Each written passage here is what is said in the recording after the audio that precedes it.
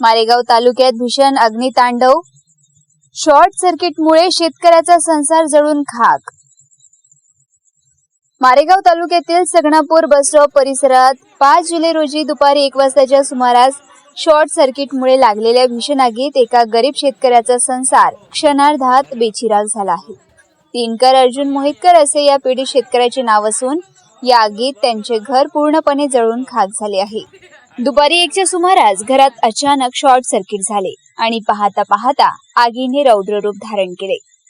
घरातील अन्नधान्य, कपडे, अंथरूण पांघरूण आणि दैनंदिन वापराच्या सर्व जीवनावश्यक वस्तू जळून राख झाल्या आहेत। मोहितकर यांनी नुकतीच आपल्या शेतात पेरणी पूर्ण केली होती।